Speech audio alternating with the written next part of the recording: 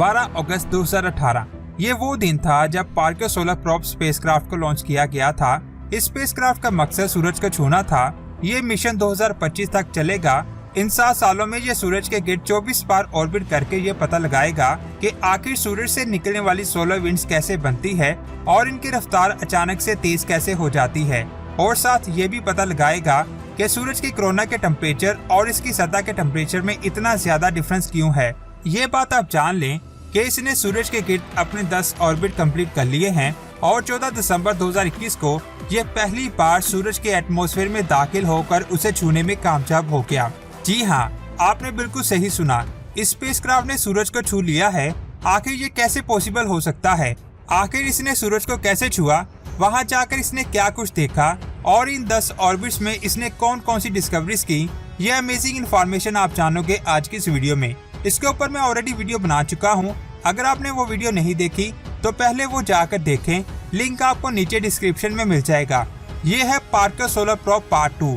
Video शुरू करने से पहले आपसे गुजारिश है कि अगर आपने हमारे चैनल स्पेस वर्ल्ड को सब्सक्राइब नहीं किया तो जल्दी से सब्सक्राइब करने के साथ साथ हमारी वीडियोस को लाइक और शेयर जरूर करें। हमारे सोलर सिस्टम में 8 सियारे हैं। हमने सभी सियारों पर स्पेसक्राफ्ट को भेजा।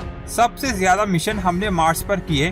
उसके बाद हमने जुपिटर और सैटर्न पर भी कई स्पेसक्राफ्ट भेजे। इन सभी स्पेसक्राफ्ट का मकसद ये पता लगाना था क्या हमारे स्पिन के अलावा कहीं और लाइफ मौजूद है। लेकिन हमने सूरज पर क्यों स्पेसक्राफ्ट को भेजा? जैसा कि आपको पता है, सूरज का टेम्परेचर इतना ज्यादा है, वहाँ पर लाइफ पॉसिबल नहीं हो सकती। तो वहाँ स्पेसक्राफ्ट को भेजने का क्या मकसद है? ये बात आप जान लें कि सूरज से बहुत खतरनाक सोलर विंड्स निकलती हैं, जो हमारी जमीन की मैग्नेटिक फील्ड को कमजोर करके हमारी सैटेलाइट और स्पेसक्राफ्ट को तबाह करती हैं, जिससे हम इंसानों को बहुत ज्यादा नुकसान होता है। इसलिए साइंसदान इनके बारे में ज्यादा से ज्यादा जानना चाहते हैं ताकि वो इनसे बच सकें, और इसी वजह से पार्कर सोलर प्रोब को सूरज की तरफ भेजा गया। ये अब तक का सबसे तेज तरीन स्पेसक्राफ्ट है, जिसकी स्पीड 84,000 किलोमीटर फी घंटा है।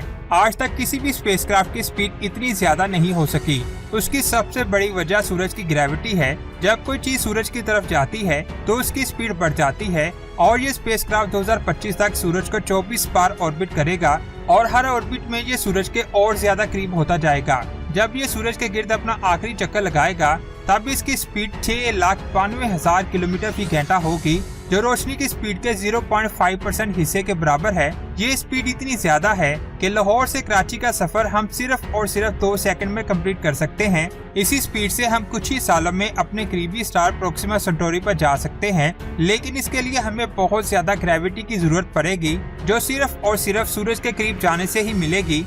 और ये बात भी आप जान लें कि हम सीधे सूरज पर नहीं जा सकते, क्योंकि जमीन सूरज के गिर्द ऑर्बिट करती है। इसलिए जमीन और सूरज के दरमियान डिस्टेंस कम या ज्यादा होता रहता है, जिसकी वजह से जमीन की ऑर्बिट के साथ ही इस स्पेसक्राफ्ट की डायरेक्शन को सेट किया गया ताकि ये ऑर्बिट करते करते सूरज के करीब जा सके। सूरज का ऑर्बिट करते वक्त ये वीनस को भी फ्लाई बाय करेगा, ताकि वीनस की ग्रेविटी की वजह से ये अपनी स्पीड और डायरेक्शन को सेट कर सके। इसने अभी तक 10 बार सूरज को ऑर्बिट किया है, और इन ऑर्बिट्स में इसने कौन कौन सी डिस्कवरीज की, इसके बारे में बात करते हैं। जब ये सूरज का ऑर्बिट कर रहा था तब इसने सूरज के गिर्द बिल्कुल साफ डस्ट फ्री जोन एरिया देखा। हमारा सोलर सिस्टम डस्ट और गैस के बादलों से बना है, इसीलिए ये डस्ट पूरे सोलर सिस्टम में फैली हुई है। लेकिन सूरज के गिर्द इसके एटमॉस्फेयर वाले हिस्से में ये एरिया बिल्कुल साफ है, वहाँ डस्ट बिल्कुल नहीं है। उस एरिया को डस्ट फ्री जोन कहते हैं। साइंसदान पहले समझते थे कि उस हिस्से में भी डस्ट होगी, लेकिन वहाँ ऐसा कुछ नहीं है।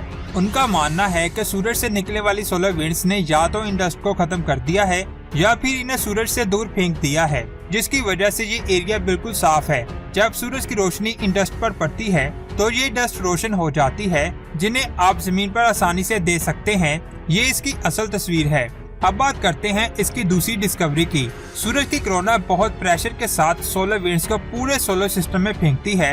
ये बात हमें पार्कर सोलर प्रोब को भेजने से पहले पता थी, लेकिन पार्कर सोलर प्रोब ने हमें बताया कि सोलर विंड सूरज से थोड़ी दूर जाकर जिगजैग शेप बनाती हैं, यानी सूरज से थोड़ी दूर जाकर ये अपनी डायरेक्शन चेंज करती हैं और फिर से सीधी हो जाती हैं, जिससे जिगजैग शेप बनती है, जिसे एस शेप भी कहते हैं। ये बड़ी अजीब बात थी। इससे पहले साइंसदानों का मानना था कि ये सीधी डायरेक्शन में ही ट्रेवल करती हैं। उन्हें नहीं पता था कि ये अपनी डायरेक्शन चेंज करके जिगजैग शेप बनाती हैं। वो हैरान थे कि सूरज से निकलने के बाद ये अपनी डायरेक्शन को चेंज कैसे कर लेती हैं। उन्होंने इसकी स्टडी की तो उन्हें पता चला कि सूरज एक प्लाज्मा की बॉल है जिसमें बहुत ज्यादा इलेक्ट्रिक करंट मौजूद होता है, जिसकी वजह से ये मैग्नेटिक फील्ड बनती है। लेकिन अचानक से ये मैग्नेटिक फील्ड अपनी डायरेक्शन को चेंज कर लेती है, जिसका असर सोलर विंड्स की डायरेक्शन पर होता है। असल में सोलर विंड सूरज से सीधी डायरेक्शन में ही निकलती हैं, लेकिन जब सूरज की मैग्नेटिक फील्ड चेंज होती है तो उनकी डायरेक्शन भी चेंज हो जाती है, जिससे ये शेप बनती है।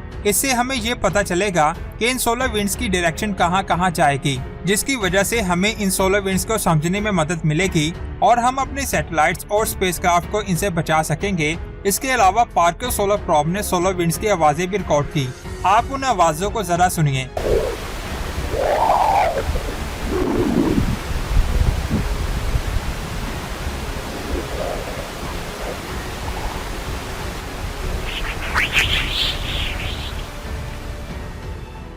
इसके बाद इसने ये भी पता लगाया कि जब सोलर विंड सूरज से बाहर निकलती हैं, तो इसका कुछ हिस्सा वापस सूरज की तरफ चला जाता है, जिसकी वजह से भी ये शेप बनती है। लेकिन अभी हमें इसके बारे में कुछ नहीं पता।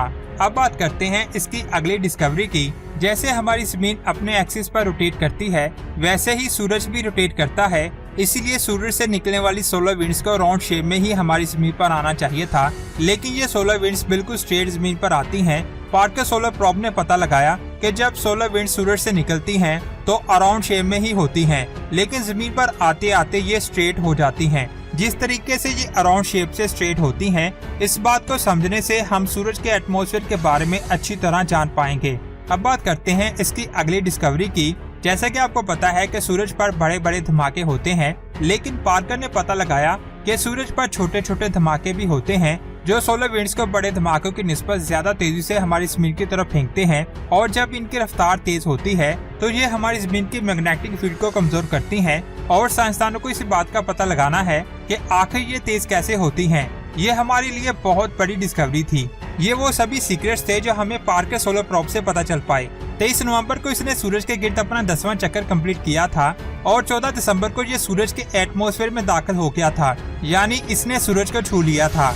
ये पहला ऐसा स्पेसक्राफ्ट है जो सूरज के इतना करीब गया। जैसे कि आपको पता है कि सूरज एक गैस की बॉल है और इसका ज्यादातर हिस्सा उसकी कोरोना यानी इसके एटमॉस्फेयर का ही है, जिसमें बहुत ज्यादा चार्ज पार्टिकल्स मौजूद होते हैं। इन चार्ज पार्टिकल्स को छूने का मतलब है कि सूरज को छू लिया, और स्पेसक्राफ्ट ने सूरज के एटमॉस्फेयर में दाखिल होकर इन्हीं पार्टिकल्स को छुआ था, यानी इस स्पेसक्राफ्ट ने सूरज को छू लिया है। इस वक्त ये सूरज से 13 मिलियन किलोमीटर दूर है। उसने वहाँ पर एक वीडियो भी रिकॉर्ड की, जिसको आप स्क्रीन पर दे सकते हैं। और ये रही वो वीडियो। इसमें आप सोलर विंड्स को भी दे सकते हैं, और साथ ही ये रही सोलर विंड्स की असल तस्वीरें, जो बहुत ज्यादा अमेजिंग है। इस हिस्से में चार्ज पार्टिकल्स का टेम्परेचर 17 लाख डिग्री है, जो एक दूसरे से बहुत दूर है, जो स्पेसक्राफ्ट को नुकसान नहीं पहुंचा सकते। और इस जगह का टेम्परेचर 1400 डिग्री है, जिससे स्पेसक्राफ्ट को कुछ नहीं हो पाएगा। यहाँ तक जाना हमारे लिए बहुत बड़ी डिस्कवरी थी। और अपने आखिरी चक्कर में ये स्पेसक्राफ्ट सूरज से 60 लाख किलोमीटर दूर होगा। और अगर जिंदगी रही तो उस वक्त भी हम इसकी वीडियो लेकर आपकी खिदमत में हाजिर हो जाएंगे। तो दोस्तों, इस वीडियो को बनाने में बहुत ज्यादा मेहनत हुई है, तो लाइक तो करना बनता है। इतनी कीमती इन्फॉर्मेशन को अपने व्हाट्सएप स्टेटस, इंस्टाग्राम, मैसेंजर और फेसबुक पर शेयर करें, ताकि हर किसी को इसके बारे में पता चल सके। और नीचे कमेंट्स करके बताएं कि आपको हमारी ये मेहनत कैसी लगी। और ऐसी ही स्पेस के अमेजिंग और दिमाग को चकरा देने वाली वीडियोस को देखने के लिए हमारे चैनल स्पेस वर्ल्ड को सब्सक्राइब करके बेल आइकन को प्रेस करें। अपना बहुत सारा ख्याल रखें। अल्लाह हाफिज।